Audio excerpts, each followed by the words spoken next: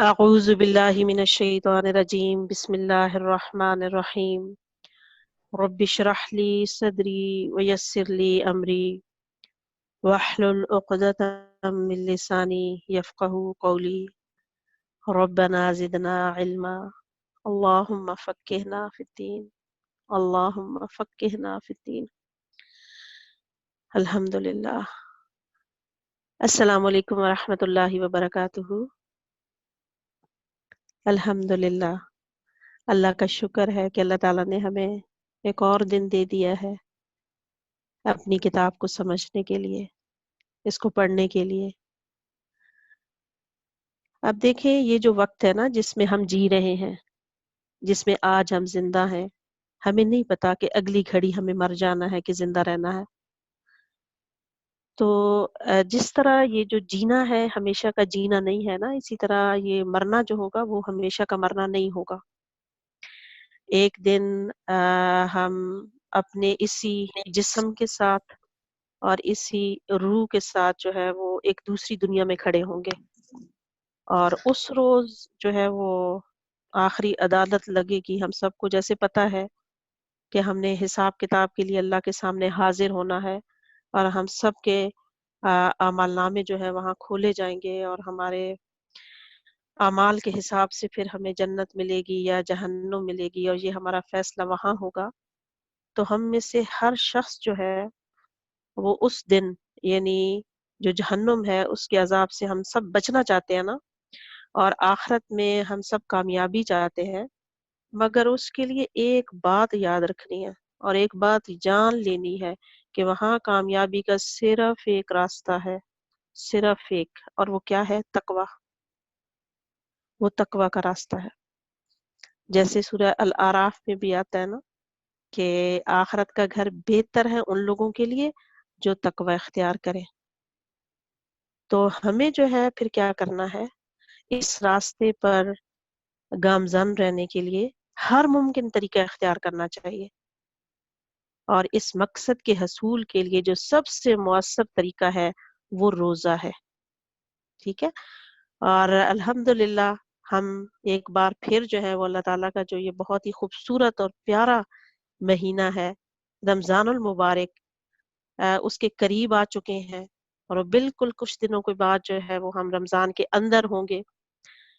تو اور جیسے قرآن کی ایک آیت بھی ہے کہ سورہ البقرہ میں ہے، ابھی آپ جو ہے وہ سنیں گے کہ اے ایمان والو تم پر روزے فرض کیے گئے ہیں جیسے تم سے پہلے لوگوں پر فرض کیے گئے تھے تاکہ تم تقوی اختیار کرو.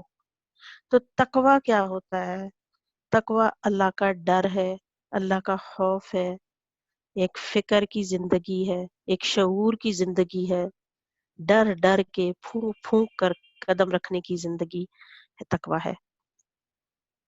تو اس لیے جو ہے وہ ہمیں اس جو رمضان المبارک ہمارے نزدیک آ رہا ہے، اور ایک مہمان کی طرح، معزز مہمان آپ اس کو سمجھیں کہ وہ ہمارے بالکل قریب آ رہا ہے، تو ہم نے اس سے کس طرح سے فائدہ اٹھانا ہے. ٹھیک ہے؟ اور آپ دیکھیں کہ جب ایک مہمان ہوتا ہے نا، وہ جب ہمارے گھر کوئی شخص آتا ہے جو آپ کو بہت زیادہ پسند ہوتا ہے، اور اس کی ملاقات کو جو ہے وہ سمجھے 1 سال گزر چکا ہے، تو پھر کیا ہوتا ہے؟ پھر پتہ چلتا ہے کہ وہ جو ہے وہ 1 سال کے بعد 1 سال گزر چکا ہے اس کی ملاقات کو، اور اب وہ پھر آ رہا ہے، اور ہفتہ 10 دن کے اندر وہ آنے والا ہے. تو اس وقت جو ہمارے دل کے حالات ہوتے ہیں نا، اور جو دل کے خیالات اور احساسات ہوتے ہیں وہ کیا ہوتے ہیں؟ کیا دماغ سوچ رہا ہوتا ہے کہ ہم جو ہے وہ کیسے استقبال کریں گے اپنے مہمان کا، اور کیا کیا تیاریاں کریں گے، اور کس طریقے سے پھر اس کے ساتھ وقت گزاریں گے.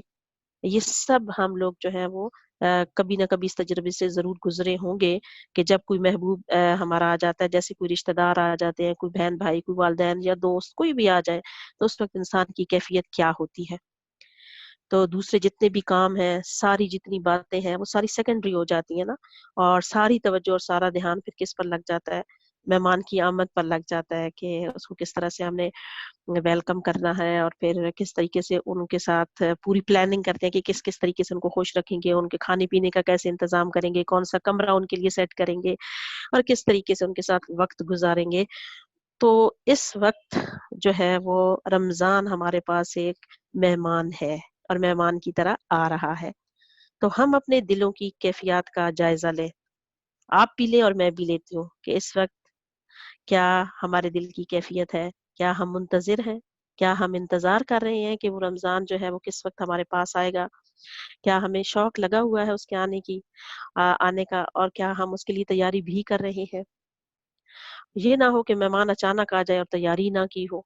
तो फिर जब मेहमान अचानक आ जाते हैं और तैयारी नहीं होती तो फिर दिल में एक हसरत सी रह जाती है कि काश मुझे पता होता ना तो मैं ये पका लेती, काश मुझे पता होता ना तो मैं इस तरीके से खा लेती, लेकिन मुझे पता ही नहीं था तो चलो जो घर में है फिर उस पे गुजारा करना पड़ता है। तो इसलिए इस वक्त को जो है वो ज्यादा बेहतर तौर पर हम गुजार सकते हैं अगर हम तैयारी करके रखें। ठीक है, और तब हम इस रमजान से पूरी तरह फायदा उठा सकते हैं, क्योंकि हम में से किसी को मालूम नहीं है कि आइंदा जिंदगी कितनी है और ऐसी मुलाकातें और कितनी होंगी और कैसी होंगी। लिहाजा सबसे पहली चीज इस रमजान को वेलकम करने के लिए क्या है कि अपनी सोच, अपना जहन, अपना दिमाग और फिर दिल, ये सारी चीजें और पूरी जो हमारी जिंदगी की रूटीन है ना, अमली जिंदगी जो हम कर रहे हैं उस पर हमें नजरसानी करने की जरूरत है।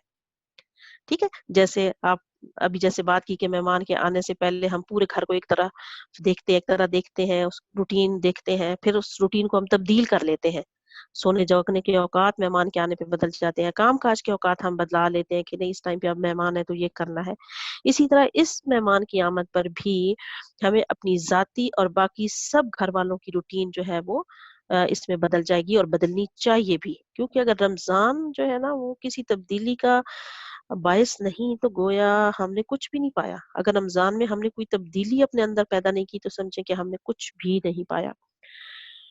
और फिर ये है कि हमें अल्लाह ताला से बहुत ज्यादा दुआ भी करनी है कि अल्लाह ताला इस रमजान में हमसे बेहतरीन काम करवा ले, क्योंकि ये रमजान हमारे पास इस तरह आए कि हम इसे दिल, दिमाग और रूह के साथ इसको कबूल करें और फिर वाकई हमारी जिंदगी के अंदर एक तब्दीली भी आए।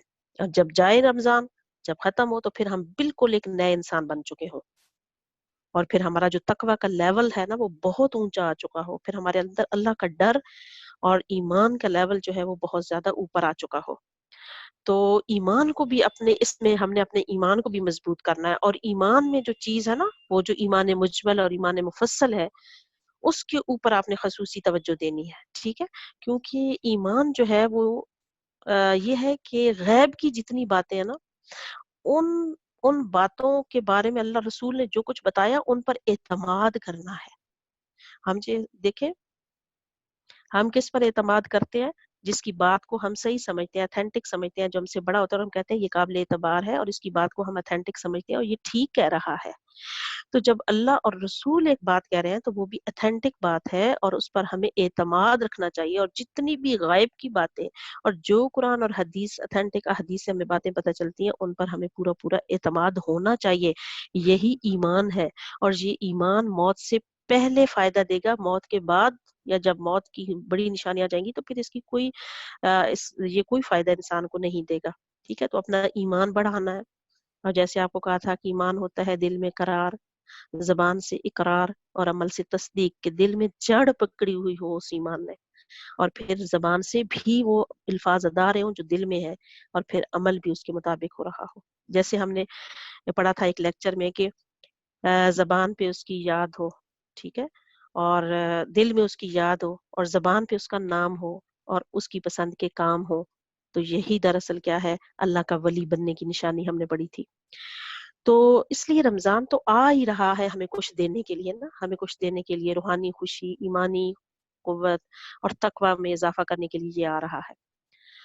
तो अगर हमने उस मेहमान का हक अदा ना किया तो फिर जाहिर है कि उसके आने से ना खुशी होगी और ना जाने से जो है वो गम होगा। बल्कि क्या होना चाहिए कि हमें रमजान के आने पे खुशी होनी चाहिए और जब वो जाहे तो उसका इतराम होना चाहिए, और जितनी बातें हम पूरे रमजान और महीने में करें उनका असर हमारी पूरे 11 महीने की जिंदगी पर पड़ना चाहिए, और अच्छी यादों के साथ जो है वो सारी चीजें बाकी रहनी चाहिए और फिर पूरा साल उसी में गुजरना चाहिए। क्योंकि हमारे जो बड़े बुजुर्ग थे ना, जो सल्फ सालेहीन थे, इस उम्मत के बेहतरीन लोग थे, تو وہ رمضان کی آمد میں خوشی سے آنسو بہاتے تھے اور رمضان کے جانے پر غم سے آنسو بہاتے تھے.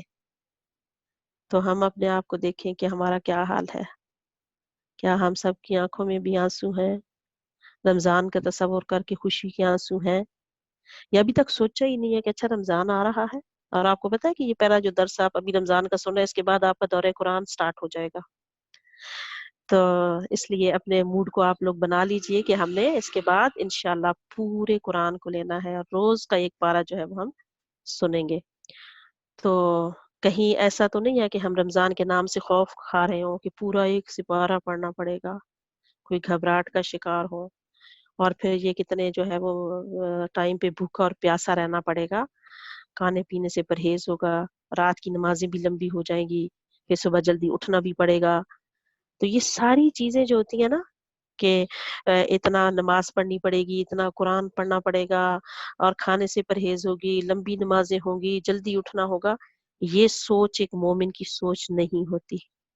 ایک مومن جو ہوتا ہے، اگر میں اور آپ اپنے آپ کو مومن سمجھتے ہیں اور ہم سمجھتے ہیں کہ ہم اپنے رب پر اعتماد کرتے ہیں، اللہ کے رسول پر ہمارا مکمل یقین ہے اور اعتماد ہے، ہم ان پر بھروسہ کرتے ہیں، تو پھر ہماری یہ سوچ نہیں ہونی چاہیے.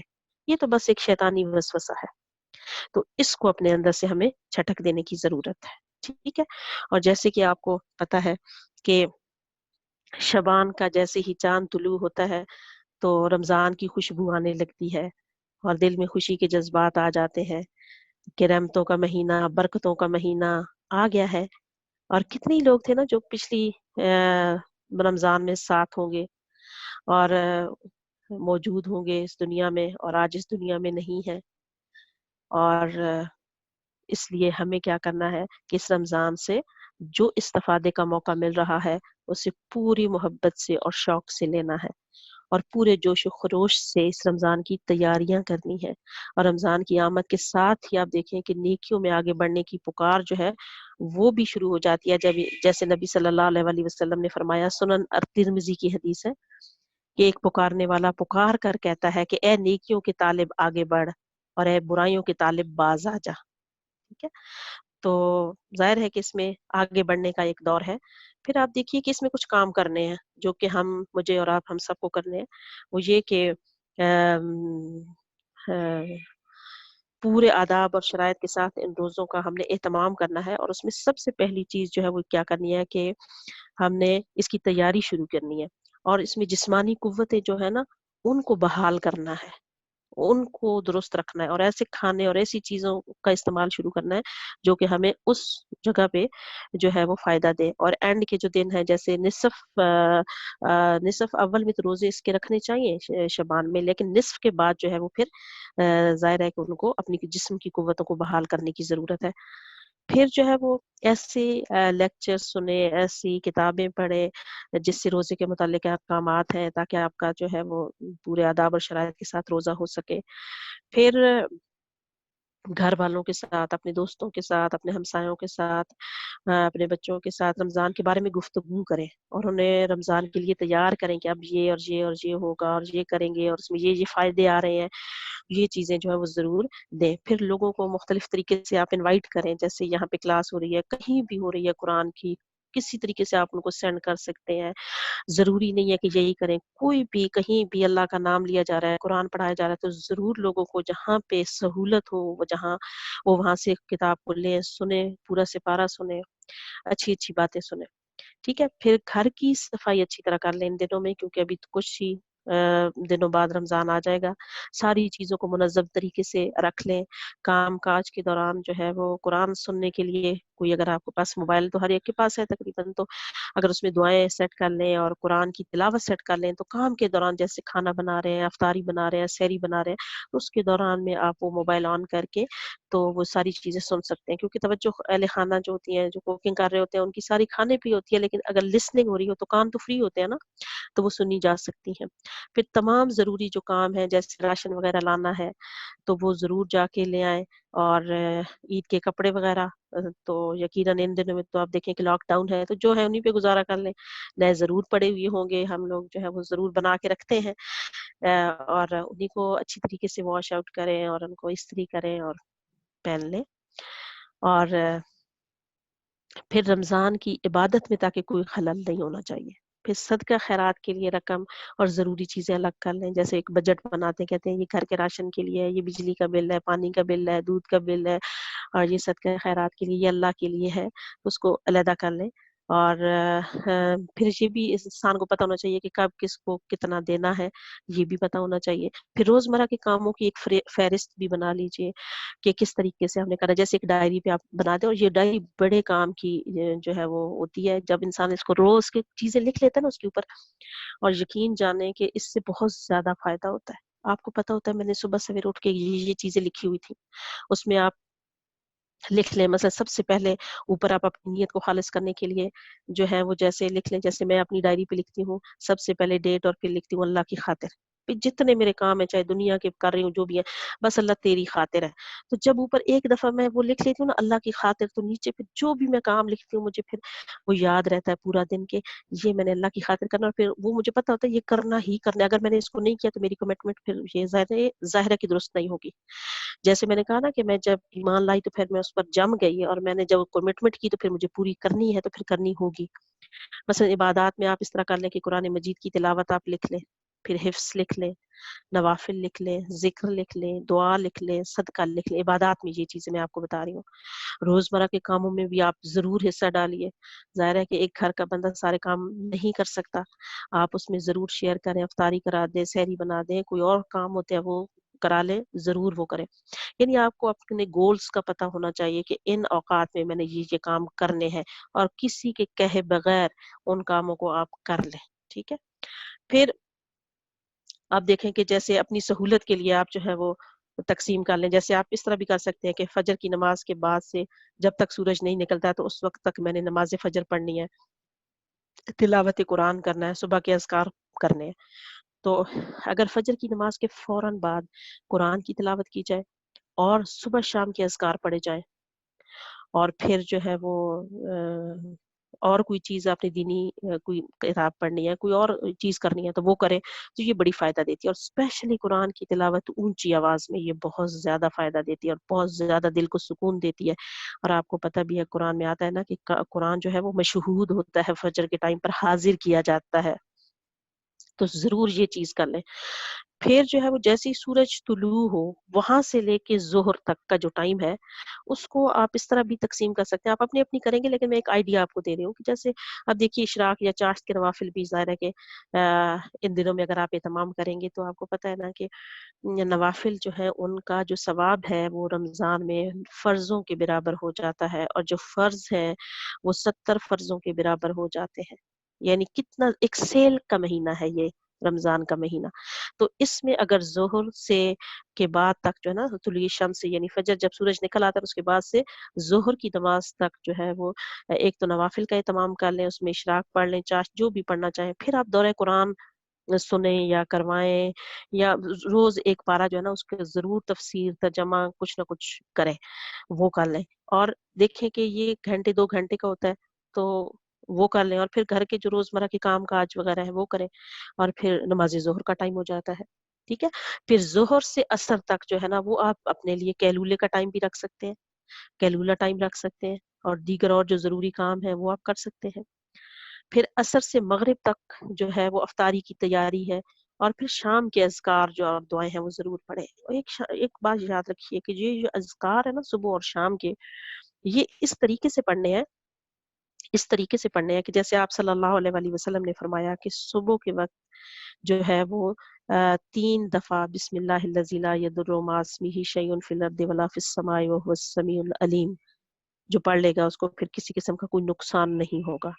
تو اس کا مطلب یہ ہے کہ سورج نکلنے سے پہلے پہلے پڑھنا ہے. اس کے بعد پڑھیں گے تو وہ صرف اذکار ہوں گے، اور اس سے پہلے پڑھیں گے جو اللہ کے رسول نے بتایا تو پھر وہ پروٹیکشن بھی ہوگی، پھر وہ اسی طرح سے حفاظت ہوگی جس طرح سے اللہ کے رسول نے بتائی ہے. اسی طرح سے نا جیسے ایک شوگر کا جو پیشنٹ ہے وہ کیا کرتا ہے، ناشتے سے پہلے اس کو ایک گولی کھانی ہوتی ہے یا ناشتے کے بعد کھانی ہوتی ہے. تو اگر وہ ناشتے کے بعد والی گولی پہلے کھا لے گا تو کیا ہوگا، فائدہ ہوگا؟ نہیں ہوگا نا، الٹا نقصان ہو جائے گا. تو یہ بالکل اسی طریقے سے ہے کہ جو اذکار جس ٹائم پہ کہے گئے ہیں اسی ٹائم پہ کریں گے تو فائدہ ہوگا. اب یہ تو نہیں کہہ سکتے نا کہ فجر کی نماز کا ٹائم جو ہے وہ سورج طلوع ہونے کے سے پہلے ہے، لیکن ہم طلوع ہونے کے بعد یا 10 بجے کہیں کہ جب اٹھوں گی تو پڑھ لوں گی، تو فائدہ ہوگا؟ فائدہ نہیں ہوگا. ٹھیک ہے. تو اس لیے جو کام ہے ان کو ان کے اوقات پر کرنے کی ضرورت ہے. اور رمضان میں تو خاص طور پر چونکہ ایک ڈسپلن کا مہینہ ہوتا ہے، تو انشاءاللہ ساری چیزیں ڈسپلن ہو جائیں گی. پھر کیا ہوگا؟ عصر سے مغرب تک میں نے جیسے بتایا افطاری کی تیاری ہے، شام کے اذکار اور دعائیں، اور اگر آپ اس میں ٹائم نکال کے قرآن بھی پڑھ سکتے ہیں تو ضرور اس کو بھی شامل کیجیے. پھر مغرب سے عشاء تک جو ہے وہ دیکھیں کہ افطاری جیسے ہے، پھر نماز مغرب ہے، کھانا ہے، اور تراوی کی تیاری ہے. ٹھیک ہے، یہ تیاریاں ہیں. پھر جو ہے وہ عشاء کی نماز اور تراوی کے بعد جو ہے وہ رات کا ایک حصہ آرام کے لیے، اور یہ مسٹ ہے، یہ ہونا چاہیے. پھر سحری سے تھوڑا سا پہلے اٹھ جائے، آدھا گھنٹہ پہلے اٹھ جائے. جیسے اب اذان جو ہے تقریباً ہو رہی ہے 4:30 اور 4:25 4:20، مختلف اذانیں سنتی رہتی ہوں میں، تو اس طریقے سے جو ہے وہ آوازیں آ رہی ہوتی ہیں. تو آپ اگر کر لیں 4:15 کر لیں یا 4:20 کر لیں، تو یہ اذان کا ٹائم ہے. تو اس سے پہلے پہلے افطاری سحری بھی بنانی ہے، اور پھر کچھ نوافل بھی، 2 نوافل ادا کر لیں، 4 کر لیں، وہ بھی اگر کر سکیں تو کر لیں. تو ظاہر ہے کہ پھر ذرا الارم اپنا سیٹ کر کے رکھنا پڑے گا کہ کون سے ٹائم پہ اٹھوں گی، کوئی میں نوافل بھی ادا کر سکوں اور سحری بھی بنا سکوں اور سب کو کرا بھی سکوں. پھر افطار اور سحری کی تیاری، اور پھر نئے دن کا آغاز جو ہے وہ شروع ہو جاتا ہے. ٹھیک ہے. تو اس بات کا ہمیں پختہ عزم کر لینا چاہیے کہ اس مہینے میں، اس مہینہ یہ جو ہے رمضان کا مہینہ، اس میں میں اپنے ایمان کو بڑھاؤں گی، اس میں اضافہ کروں گی، اور دوسری بات یہ ہے کہ میں اپنی جو تقوی ہے اس کو بہتر کروں گی، اللہ کا خوف اپنے دل میں اور زیادہ لاؤں گی، اور نیکیوں میں سبقت کر کے لے کے جاؤں گی. اور اس رمضان کو جو میرا پہلے رمضان گزرا ہے پچھلا، اس سے میں اس کو بہتر بناؤں گی. اور آپ لوگ یہ بات یاد رکھیں کہ یہ گنتی کے دن ہے. ٹھیک ہے. اس میں زیادہ وقت عبادات کو لگانا ہے تاکہ اجر کا باعث بنے. اور جو ہماری مباح چیزیں ہیں، جیسے مباح کے بارے میں ہمیں پڑھا کہ ٹھیک ہے چیز ہے، ٹھیک ہے یہ چیز ہے، لیکن ان کا فائدہ کوئی نہیں ہے، ان کا کوئی ثواب نہیں ہے. جیسے ذاتی ضروریات کے لیے جو ہے وہ تگ و دو ہمیں کم کر دینی چاہیے، اس پہ کم وقت لگانا چاہیے. غیر ضروری مصروفیات جو ہے ان کو ہمیں چھوڑ دینا چاہیے، اور اپنا اس پہ آ جانا چاہیے کہ ہم زیادہ سے زیادہ جو ہے اس میں اللہ کی یاد جو ہے وہ ہمارے دل میں ہونی چاہیے، کیونکہ یہ اللہ کی یاد کا مہینہ ہے. پھر اس میں یہ ہے کہ استقبال رمضان جو ہم کریں گے، اس میں رمضان جو ہے وہ دعاؤں کے ساتھ ہونا چاہیے. اب دیکھیں رمضان کا چاند دیکھنے کا، آپ ضرور اس کو دیکھیں، چھت پہ جائیں جس دن رمضان کا چاند پورا ٹی وی پہ بھی چلا ہوتا ہے کہ دکھایا جا رہا ہے اور دیکھ رہے ہیں لوگ، کیونکہ رمضان کی آمد کا فیصلہ جو ہے وہ چاند دیکھنے پر ہوتا ہے. ٹھیک ہے. تو نبی صلی اللہ علیہ وسلم نے بھی پھر فرمایا کہ یہ صحیح مسلم کی حدیث ہے کہ جب تم رمضان کا چاند دیکھو تو روزہ رکھو، اور جب شوال کا چاند دیکھو تو افطار کرو. اور اس لیے رمضان جو ہے اس کا استقبال خوشی سے اور دعاؤں کے ساتھ کرنا چاہیے. تو اس کے لیے ایک دعا جو ہے وہ ترمذی کی حدیث سے ہمیں پتہ چلتی ہے، وہ آپ سب بھی، ہم آپ کو بھیج بھی دیں گے. آپ اس کو ضرور اس دن رات کو جا کے، شام کو جا کے، جس دن رمضان کا چاند سب دیکھ رہے ہوں گے، آپ لوگ بھی چھت پہ چڑھیں اور چاند دیکھیں، اور پھر اس طرف منہ کر کے جس طرف چاند نکلا ہوا ہے خانہ کعبہ کی طرف، ادھر ہی سے نکلتا ہے مغرب کی طرف، تو یہ دعا پڑھیں: اللہم اہللہ علینا بالیمن والایمان والسلامت والاسلام ربی وربک اللہ. کہ یا اللہ ہم پر یہ چاند امن، ایمان، سلامتی اور اسلام کے ساتھ طلوع فرما، اور اے چاند ربی و ربک اللہ، میرا اور تیرا رب اللہ ہے.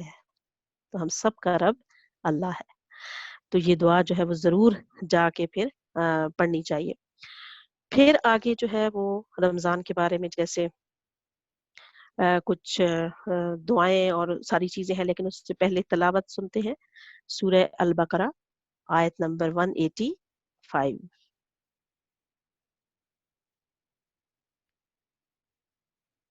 اور اس کے بعد دوبارہ آپ جوائن کریں گے انشاءاللہ. یہ میٹنگ ہماری اینڈ ہو جائے گی.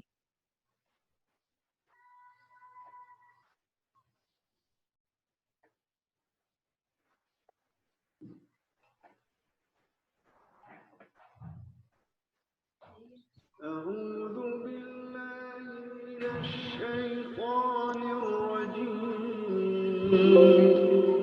بسم الله الرحمن الرحيم يا أيها الذين آمنوا كتب عليكم الصيام كما كتب على الذين من قبلكم كتب عليكم الصيام كما كتب على الذين من قبلكم لعلكم تتقون أياما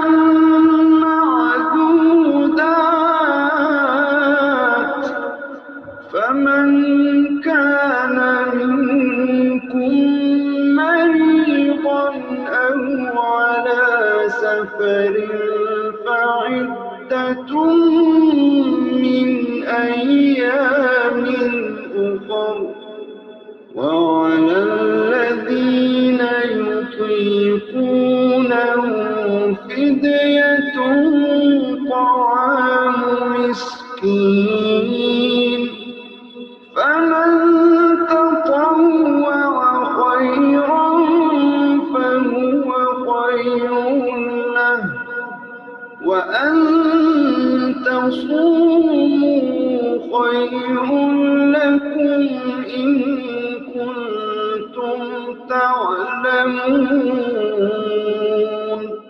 وأن تصوموا خير لكم إن كنتم تعلمون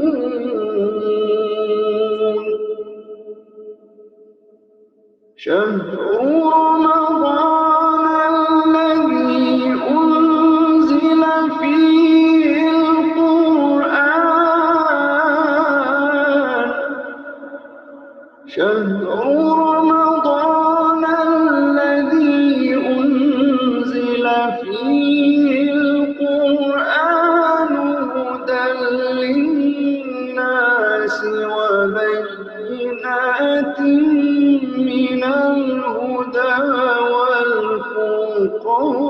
والفرقان فمن شهد منكم الشهر فليصمه ومن كان مريضا أو على سفر فعدة من أيام أخر يريد الله بكم اليسر ولا يريد بكم العسر يريد الله بكم اليسر ولا يريد بكم العسر يريد الله بكم اليسر ولا يريد بكم العسر ولتكملوا العدة ولتكبروا الله على ما هداكم ولتكبروا الله على ما هداكم ولعلكم تشكرون وإذا سألك عبادي عني فإني قريب أجيب دعوة الداع إذا دعان أجيب دعوة الداع إذا دعان أجيب دعوة الداع إذا دعان فليستجيبوا لي وليؤمنوا بي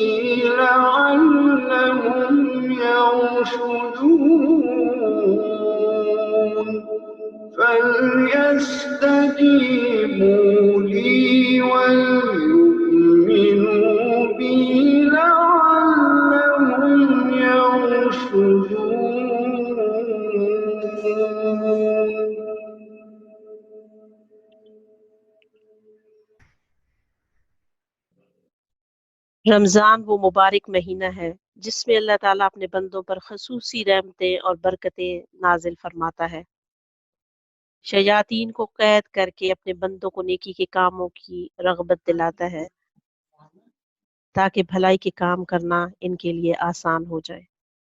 رسول اللہ صلی اللہ علیہ وآلہ وسلم نے فرمایا کہ جب رمضان کا مہینہ آتا ہے تو رحمت کے دروازے کھول دیے جاتے ہیں، صحیح مسلم کی حدیث تھی۔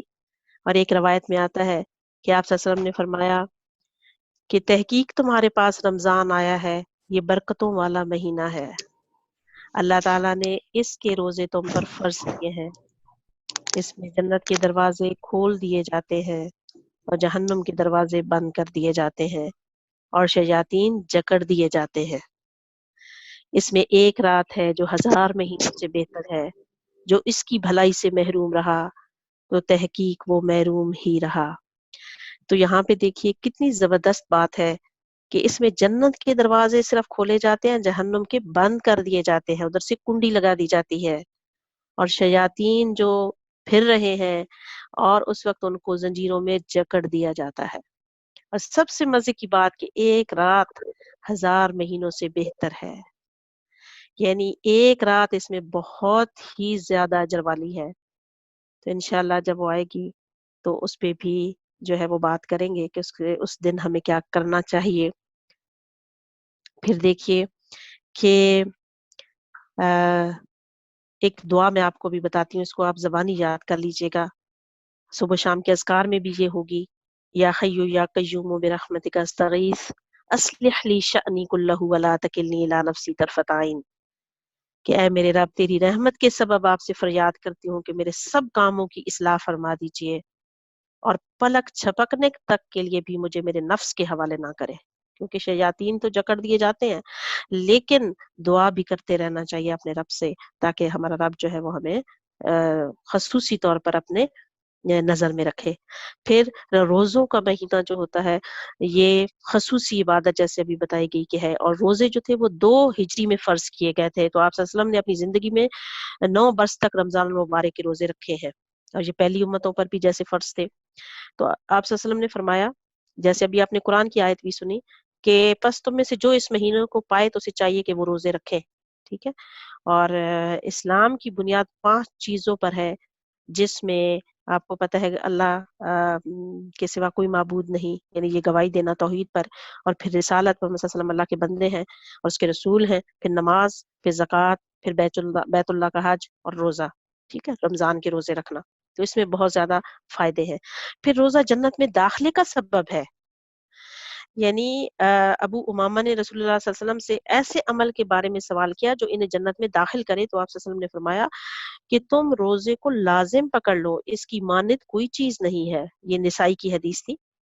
پھر روزہ دار کے لیے جنت میں خصوصی دروازہ ہے، ٹھیک ہے، اب دیکھیں خصوصی دروازہ جس کو باب الریان کہا جاتا ہے، روزہ دار جو ہے وہ اس میں سے داخل ہوگا، اور قیامت کے دن پکارا جائے گا کہ روزہ رکھنے والے کہاں ہیں، چنانچہ جو شخص روزہ رکھنے والوں میں سے ہوگا وہ اس میں داخل ہو جائے گا، اور جو اس میں داخل ہو گیا اسے کبھی پیاس نہیں لگے گی۔ تو ابن ماجہ کی یہ حدیث تھی۔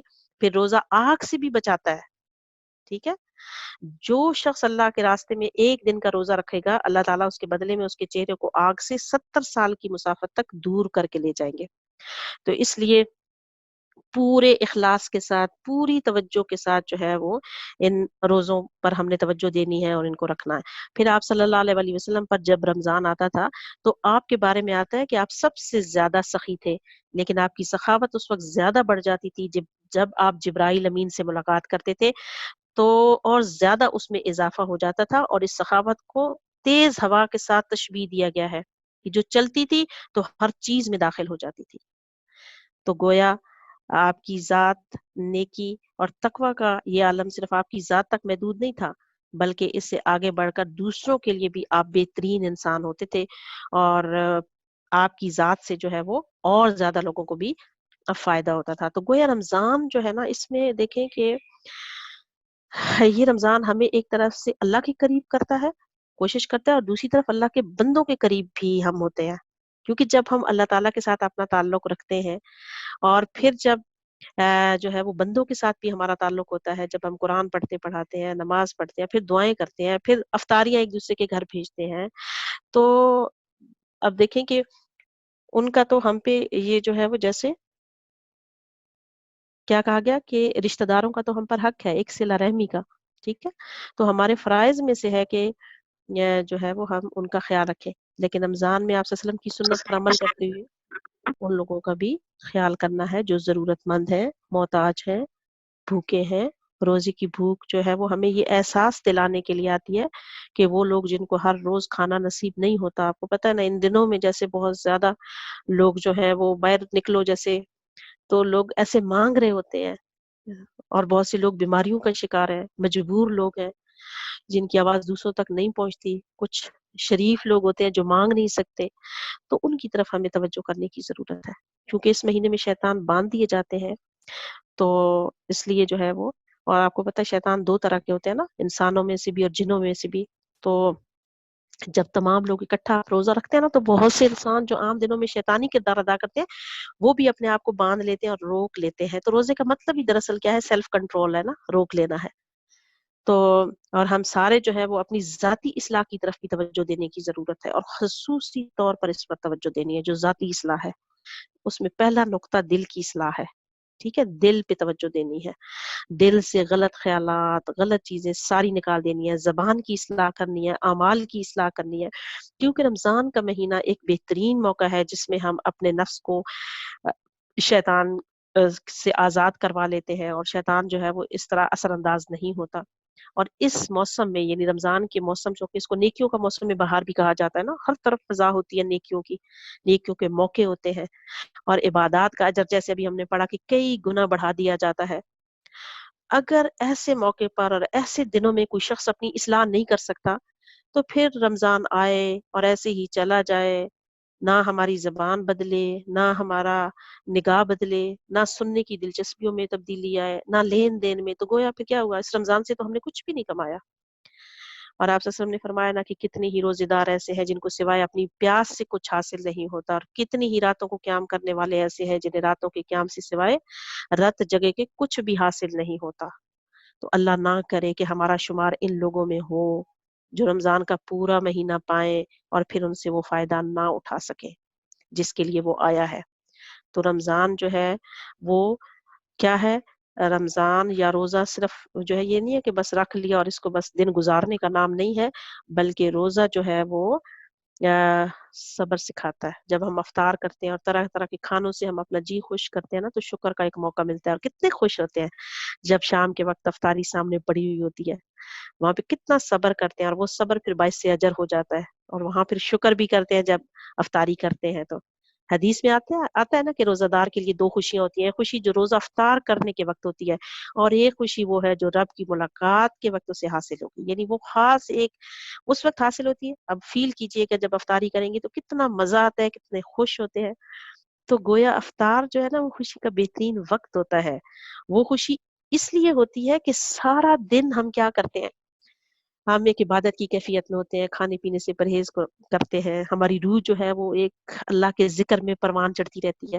اور ایک پھر لمبا ایک وقفہ جب گزر جاتا ہے اس کے بعد کچھ ملتا ہے تو پھر اس کھانے کی ہم قدر بھی کرتے ہیں، اور وہ کھانا ہم نہ صرف جسم بلکہ روح کی خوشی کا بھی ہمارے لیے سبب بنتا ہے، اور پھر ہم واقعی خوش ہوتے ہیں، سکون کی کیفیت ملتی ہے.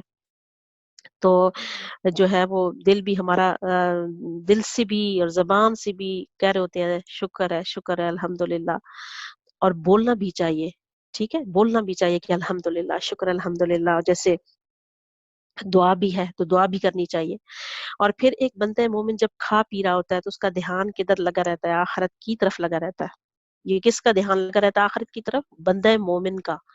اگر ہم بندہ مومن ہیں، ہمارے دل میں اللہ اور رسول کی محبت اور ان پر ہمیں اعتماد ہے، ان پر ہمیں بھروسہ ہے، اپنے رب پر، اپنے رسول پر، تو پھر ہمارا دھیان آخرت کی طرف لگے گا. پھر ہماری سوچ، ہمارا خیال جو دن میں ہم نے کوشش اور مشقت کی وہ ساری کی ساری آخرت کی طرف ٹرانسفر ہوگی، اور ہم یہی کہیں گے میرے رب تو اس کو قبول کر لے، اے میرے رب جب میں آپ سے ملاقات کروں تو واقعی وہ میرے لیے خوشی کا وقت ہو.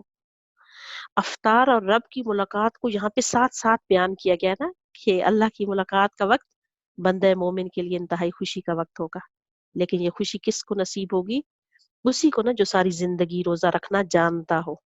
کبھی آپ نے یہ تجربہ کیا ہے کہ رمضان کے دنوں میں آپ دیکھیں نا کہ جب شرعی عذر ہوتا ہے اس کی وجہ سے روزہ چھوڑنا پڑتا ہے نا، تو اس وقت بہت تھوڑا بہت دن کو کھا لیتے ہیں.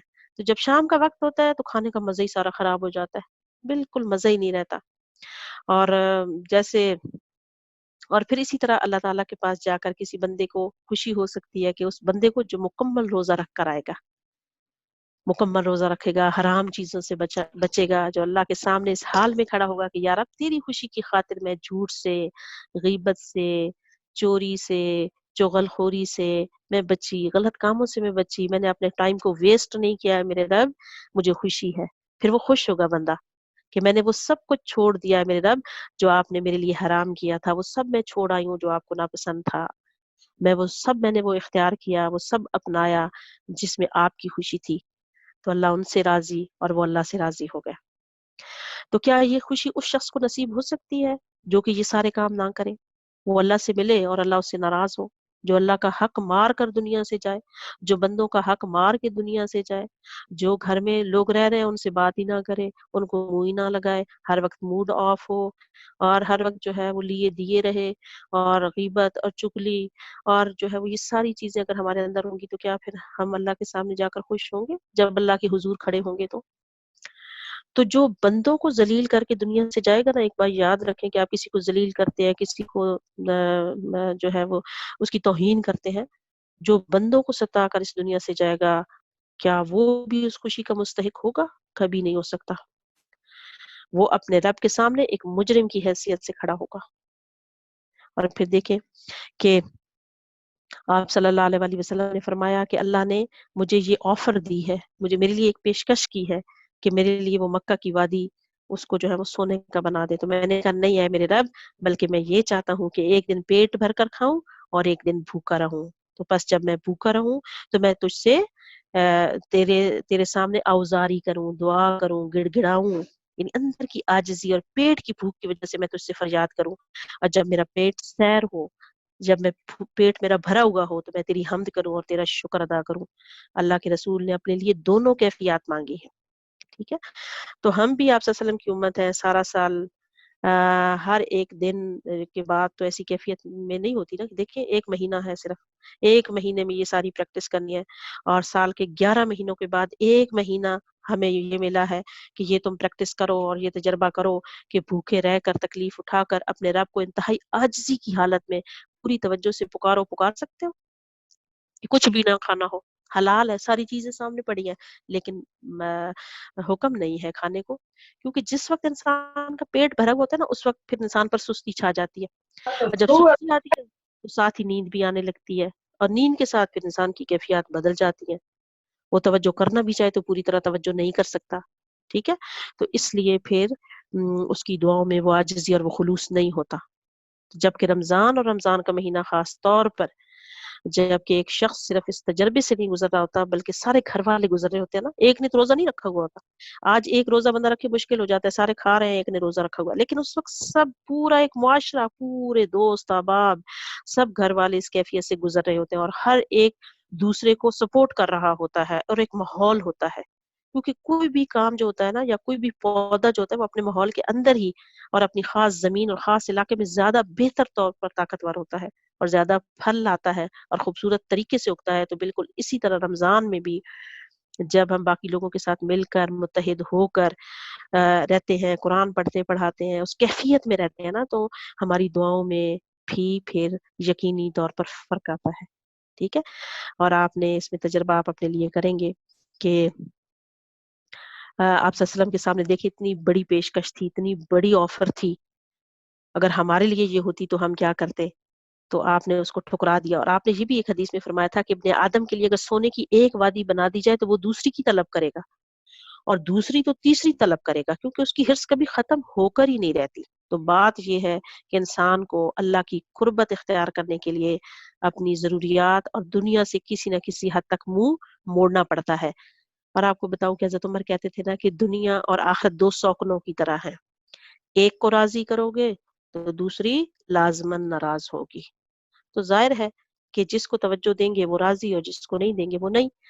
تو اس طرح خاص طور پر اپنی ذات کے ساتھ ایسا تجربہ کرنا ہے, ایسا ایکسپیرینس کرنا ہے کہ انسان کا جو تزکیہ نفس ہے نا, ہمارے جو اندر کا تزکیہ ہے وہ ہو, دل کو قوت جو ہے وہ ملے. اور ایک اور چیز یاد رکھیں کہ رمضان میں جو ذکر ہے نا اللہ کا, وہ تو آپ کے منہ پہ ہونا چاہیے, کیونکہ اس وقت دعائیں قبول ہوتی ہیں. تو اس میں پھر آپ ضرور پلاننگ کر لیں کہ میں نے پورا مہینہ ہے تو ایک ایک دعا اگر میں روز کر لوں, روٹین میں کر لوں, تو ایک ایک دعا میں یاد کروں تو میری 30 دعائیں ہو جائیں گی. اور میں ہر نماز میں اگر اس کو 3 دفعہ پڑھ لوں تو کتنی دفعہ ہو جاتا ہے, 2 دفعہ پڑھ لوں. ہر نماز میں ایک دعا کو آپ 3 دفعہ دوہرا لیں, 5 دفعہ دوہرا لیں, چھوٹی چھوٹی, تو وہ آپ کی روٹین میں رہیں گی. ٹھیک ہے. اور اگر آپ اس پروگرام پر عمل کریں گے, جیسے ایک روٹین میں روزہ آپ نے رکھا, پھر آپ نے تراویح پڑھی, پھر آپ نے قرآن پڑھا, پھر صدقہ خیرات کیا, تو یہ دراصل کیا ہے, سیلف ٹریننگ کا مہینہ ہے نا. اپنی ٹریننگ انسان ہم خود کر رہے ہوتے ہیں. اور جس میں رمضان گزرنے کے بعد بھی انسان کو احساس ہوتا ہے کہ باقی میں نے کچھ پایا ہے, کیونکہ جب ہم خود یہ سارے کام کر رہے ہوتے ہیں. تو آپ دیکھیں کہ رمضان ہمارے پاس آ رہا ہے, لہٰذا اس آمد سے بہترین طور پر فائدہ اٹھانے کے لیے ہمیں بہترین پلاننگ بھی کرنی ہوگی. ہر روز جیسے میں نے بتایا ایک دعا یاد کرنے کا پروگرام بنا لیں, اور اس کا طریقہ کیا ہوگا کہ قرآنی اور مسنون دعائیں ہیں وہ یاد دیکھ لیں, اور ہر نماز کے بعد جو ہے وہ ان کو پڑھ لیں, جیسے میں نے ابھی آپ کو بتایا, تو آپ کو یاد ہو جائے گی. اور اگر سمجھتے ہیں کہ دعائیں یاد ہیں, ہمیں تو ساری دعائیں آتی ہیں, تو پھر کیا کریں, کچھ صورتیں آپ حفظ کر لیں, چھوٹی چھوٹی صورتیں حفظ کر لیجئے, اس سے بھی آپ بہت فائدہ ہوگا. اور پھر جو ہے وہ اپنے آپ سے کام کروانا ہے. ٹھیک ہے. یہ نہیں کہ بس مجھے تو آتا نہیں ہے, میں کیا کروں, مجھے صحیح طریقے سے یاد نہیں ہوتی, آتا نہیں ہے, میں بول نہیں سکتی, پروننسیشن ٹھیک نہیں ہے. صرف آپ ارادہ کر لیں, نیت کریں, اپنے ساتھ سچے ہو جائیں, پھر کوشش شروع کریں. آپ دیکھیں گے کسی نہ کسی مقام پر آپ ضرور پہنچیں گے. اگر آپ یاد کریں گے تو رمضان گزرنے کے بعد آپ کو احساس ہوگا کہ آپ نے کچھ کمایا ہے. اور وہ دعائیں جب آپ بار بار مانگیں گے نا, تو توجہ اور یقین کے ساتھ تو اللہ تعالیٰ دعائیں قبول بھی کرتے ہیں. تو ایسی صورت میں جو آپ مانگ رہے ہوتے ہیں وہ آپ کو مل بھی جاتا ہے, اور اس سے بہترین بھی آپ کو مل جاتا ہے. ٹھیک ہے. تو ایک بس اس کو روٹین کے طور پر لیا تو بس یاد آ گیا, یہ اس طرح نہیں کرنا عادتاً, یعنی اس کام کو آپ نے روز شعوری طور پر پلاننگ کے ساتھ کرنا ہے, تاکہ یہ آپ کو زیادہ سے زیادہ فائدہ دے. اور پھر آپ نے کیا بننا ہے, اللہ تعالیٰ نے قرآن میں کیا بتایا, اور آپ نے کیا شروع میں کہا تھا, لعلکم تتقون, تاکہ ہمارے اندر تقوی پیدا ہو جائے. ٹھیک ہے. اور اگر میں نے تقوی پیدا نہ کیا تو میں نے پھر اپنے آپ کو بہت بڑے نقصان میں ڈال دیا, کیونکہ ذاتی طور پر تقوی جو ہوتا ہے وہ انسان کو فائدہ دیتا ہے. کوئی نئی اچھی عادت آپ نہیں سیکھ سکتے جب تک کہ آپ کے اندر وہ ڈر نہ ہو کہ کس وجہ سے میں سیکھ رہی ہوں. آپ کے اندر وہ اللہ کی وہ تقوی, وہ شعور, وہ فکر نہ ہو کہ کیوں کر رہی ہوں. ٹھیک ہے. تو یہ چیز کرنے کی ضرورت ہے. پھر دیکھیے رمضان میں آپ نے یہ کرنا ہے کہ سنت کی جو چیزیں ہیں نا ان کا پیروی کرنی ہے. اپنے آپ کو بھول کر نہیں, اپنے آپ کو ساتھ لے کر. سب سے پہلا حق جو ہے وہ اپنی ذات کا, پھر گھر والوں کا. جہاں تقوی ذات کے لیے, وہاں تقوی ایک گھر کی بنیاد بھی ہے. ٹھیک ہے. اس تقوی کو آپ نے ہر جگہ لے کے آنا ہے, اس ڈر کو, یعنی آپ دیکھیں کہ یہ کام میں کروں گی نا تو مجھے اس سے ملے گا کیا. تو یہ ساری چیزیں ساتھ ساتھ چلیں گی, اور یہ باقی زندگی میں بھی انسان کو فائدہ دیتی ہیں. ٹھیک ہے. ہماری پلاننگ, خاندان کی طرف توجہ کی پلاننگ ضرور ہونی چاہیے, کیونکہ جب ہم گھر میں یہ سارے کام کر رہے ہوتے ہیں تو گھر جو ہوتا ہے وہ صرف نقشے سے نہیں بنتا. سروے کراتے ہیں کیسا گھر ہو, گھر والوں سے بنتا ہے, دیواروں اور چھتوں سے نہیں بنتا. تو ہمارا جو گھر ہے, خاندان میں جتنے افراد ہیں ان کو بھی ساتھ لے کے چلنا ہے, اور آپس کے تعلقات جو ہیں ان پر بھی توجہ دینا بے حد ضروری ہے. اگر کوئی ناراض ہے تو راضی ضرور کر لیجئے ان کو, کیونکہ جو ہے وہ قوا انفسکم واہلیکم نارا, کہ بچاؤ اپنے آپ کو اور اپنے گھر والوں کو آگ سے. ٹھیک ہے.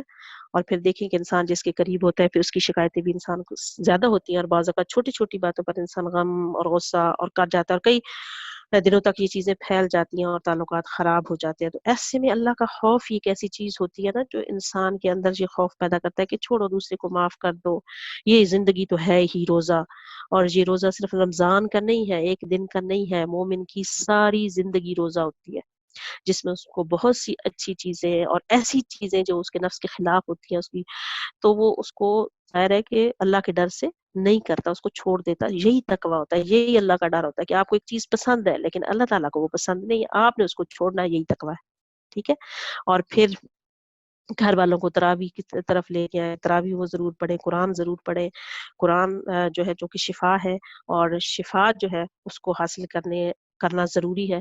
پھر قرآن کے ساتھ تعلق کی پلاننگ میں آپ مناظرہ کر لیں، ترجمہ کر لیں، تجوید کر لیں، ایک وقت مقرر کر لیں، مثلا کھانا پکاتے وقت ایک ہاتھ میں آپ کے مثلا آپ جو ہے وہ کھانا بنا رہے ہیں جیسے میں نے ابھی بتایا، اور دوسرے منہ سے آپ جو ہے دعا پڑھ رہے ہیں، دعا پڑھنا شروع کر دیں، یا قرآن لگا ہوا اس کو سننا شروع کر دیجیے، ٹھیک ہے۔ ابھی سے تیاری کر لیں کہ سحری بناتے وقت میں نے یہ کیسٹ لگانی ہے، یہ والا پلے کرنا ہے بٹن، کیونکہ قرآن کے بغیر دل روشن نہیں ہوتا، کبھی صفائی نہیں ہو سکتی قرآن کے بغیر، تیز بارش کی ضرورت ہوتی ہے، تو رمضان میں پورے قرآن سے گزرنا تیز بارش کا اثر رکھتا ہے، اور پھر باقی انسان جو ہوتا ہے وہ فریش ہو جاتا ہے۔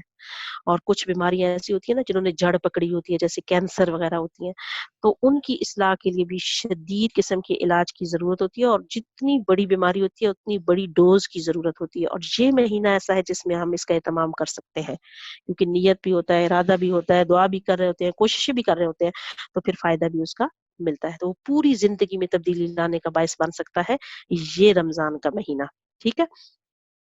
پھر آپ صلی اللہ علیہ وسلم نے فرمایا کہ 3 چیزوں سے بچنے کے لیے کہا کہ ایک دوسرے سے حسد نہیں کرنا، ایک یہ چیز ہے، پھر فرمایا کہ ایک دوسرے سے بغض نہ رکھو، اور ایک اور فرمایا کہ ایک دوسرے سے پیٹھ نہ پھیرو، منہ موڑ کر ادھر اور ادھر نہ ہو جاؤ، کیونکہ ان خرابیوں کی وجہ سے انسان کی اصلاح پھر نہیں ہو سکتی، ٹھیک ہے۔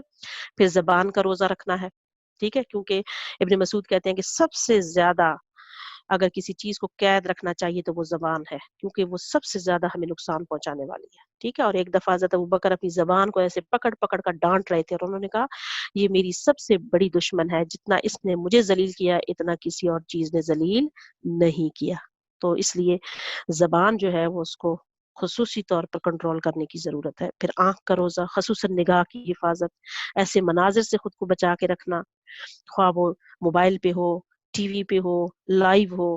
پھر کان کا روزہ، رمضان میں یہ فیصلہ کرنا ہے کہ میں نے کیا چھوڑنا ہے، کیا موسیقی چھوڑنی ہے، غیبت سننا چھوڑنی ہے، چغلی سننا چھوڑنی ہے، چھپ کر باتیں سننا چھوڑنی ہے، اور یہ ساری چیزیں جو ہیں وہ ان چیزوں کو اپنے اندر سے نکالنا ہے، ٹھیک ہے۔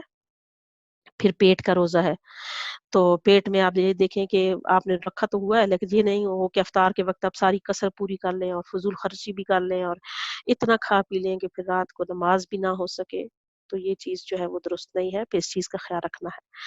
پھر یہ نہ ہو کہ ہم بیمار پڑ جائیں اور پھر دوا کھانی پڑ جائے، اور پھر جب انسان پرہیز نہیں کرتا تو اس وقت پھر صحت نہیں ہوتی، اور جب صحت ٹھیک نہیں ہوتی تو عبادات درست نہیں ہو سکتی، تو اس لیے اس چیز کا خیال رکھنا ہے کہ اگر بری عادتیں ہماری اندر آ چکی ہیں تو رمضان ایک بہترین موقع ہے ان تمام چیزوں کو اپنے اندر سے نکالنے کا، لیکن اس کے لیے کیا ضروری ہے، اس کے لیے پھر تقوی ضروری ہے، ٹھیک ہے، تقوی ضروری ہے، اللہ کا ڈر ضروری ہے، اور آپ کو یہ بار بار اعلان کرنا ہوگا کہ میں روزے سے ہوں، میں روزے سے ہوں، میں روزے سے ہوں، ٹھیک ہے۔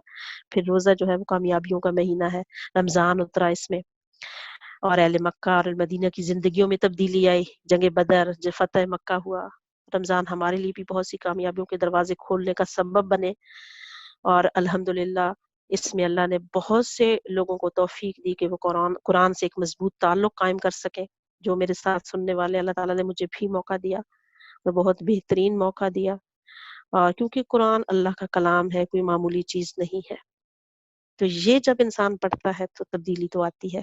رمضان تبدیلی کا مہینہ، کامیابی کا راستہ ہے۔ یہ کامیابی کس طرح حاصل ہوتی ہے؟ آپ صلی اللہ علیہ وسلم نے فرمایا، جیسے میں نے پہلے آپ کو بتایا، رمضان کے مہینے میں اللہ کی طرف پکارنے والا پکارتا ہے کہ اے خیر کے چاہنے والے آگے بڑھ، اور اے برائیوں کے کرنے والے اب رک جا، تو رمضان میں نیکی کی توفیق تیزی سے کام کرنے لگتی ہے، پھر انسان تیزی سے اللہ کی طرف متوجہ ہو جاتا ہے، اور لغو باتوں سے انسان جو ہے وہ دور چلا جاتا ہے۔ تو ہماری ذمہ داری کیا ہے؟ جیسے رمضان میں باقی لوگوں کو کھانا کھلا کر یا غریبوں کی مدد کر کے جو صدقہ خیرات کرنے والے ہیں، اس میں لازمی اپنا حصہ ڈالیں، اور اس میں ایک حصہ قرآن پاک کو پھیلانے کے لیے بھی لگائیں، قرآن کی پیغام کو عام کرنے کے لیے بھی ضرور دیں، خواہ قرآن خرید کر دیں، خواہ کسی طالب علم کو پڑھائیں، خواہ پیسہ خرچ کریں، خواہ کسی کو ایک لنک ہی سینڈ کر دیں کہ یہاں جوائن ہو جاؤ، تو یہ ہماری ایک بہت بڑا ہمارے لیے صدقہ جاریہ ہوگا۔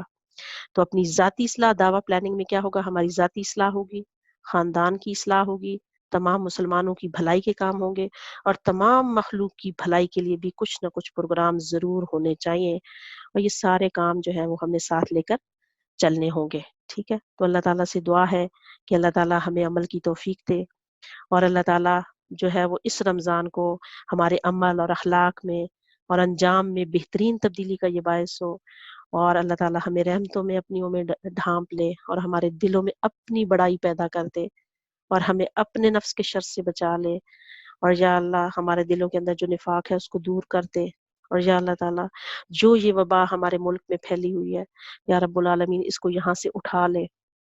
یا رب العالمین اگر آپ ہم سے ناراض ہو گئے ہیں تو یا رب العالمین آپ ہم سے راضی ہو جائیں، اور یا اللہ جو بے سہارا لوگ ہیں ان کو سہارا عطا فرمائیے، جو ضرورت مند ہیں ان کی ضروریات کو پورا کیجیے، جو بیمار ہیں اس وبا میں یا اللہ انہیں صحت و عافیت عطا فرمائیے، اور جو گھروں میں مقیم ہے یا اللہ انہیں بھی صبر دیجیے یا اللہ، اور قرآن کی طرف ان کو لے آئیے، جو بے چین ہے ان کو قرار اور سکون عطا کیجیے، جو دکھی اور پریشان ہے یا رب العالمین اور کسی مصیبت کا شکار ہے یا اللہ ان سب کی مصیبتوں کو دور فرما دیجیے. یا اللہ آپ سارے خزانوں کے مالک ہیں یا رب العالمین، ہم آپ سے آپ کے خزانے مانگتے ہیں، آپ کے خزانوں کی طرف رجوع کرتے ہیں، آپ کی رحمت کے امیدوار ہیں، آپ کی محبت کے طلبگار ہیں، آپ ہمیں اپنی محبت عطا کر دیں، اور ہر چیز سے زیادہ محبت اپنی دے دیں، اور ہماری جو غلطیاں ہیں جو کوتاہیاں ہیں ان سے درگزر فرمائیے. یا رب العالمین ہم بہت کمزور ہیں، اور ہمارے اندر جو کمزوریاں ہیں یا اللہ آپ جانتے ہیں، یا رب العالمین ان سب کمزوریوں کو دور کر دیجئے. یا رب العالمین یا حی یا قیوم، یا اللہ ہمارا اخلاق اور عبادتیں ویسی بنا دینا جو آپ کو پسند ہے، اور اللہ تعالیٰ ہمارا یہ رمضان ویسا گزرے جیسا آپ کو پسند ہے. یا اللہ آپ ہمارے لیے نیکی کرنا آسان کر دینا، ہماری عبادتیں آسان کر دینا، ہمارے نفس کے بوجھ ہم سے دور کر دینا. یا اللہ نیکیوں سے محبت کرنے والا اور گناہوں سے نفرت کرنے والا بنا دے. اور یا اللہ دنیا کی اتنی محبت دے جتنی ضرورت ہے، اور آخرت کے ہمیں قریب کرتے. یا رب العالمین یا حی یا قیوم برحمتک نستغیث. یا اللہ جو لوگ بے روزگار ہوئے ہیں یا اللہ ان کو بہترین روزگار عطا فرما. یا اللہ جو بیمار ہوئے ہیں ان کو شفائے کاملہ عطا فرما. یا اللہ جتنے لوگ میرے سننے والے ہیں یا رب العالمین ان سب کی جو دلی دعائیں ہیں ان کو قبول فرما لے. یا رب العالمین جو لوگ قرض میں مبتلا ہیں، مالی مشکلات کا شکار ہیں، ان سب کی مشکلات کو دور کر دے، قرضوں سے نجات دے دے، رزق حلال کمانے کی توفیق عطا فرما، اور ان کو ایسے ذرائع عطا فرما. یا اللہ ہم سب کے دلوں کو اپنی طرف موڑ دے. ربنا تقبل منا انک انت السمیع العلیم وتب علینا انک انت التواب الرحیم. سبحانک اللہم وبحمدک نشہد ان لا الہ الا انت نستغفرک ونتوب الیک. السلام علیکم ورحمۃ اللہ وبرکاتہ.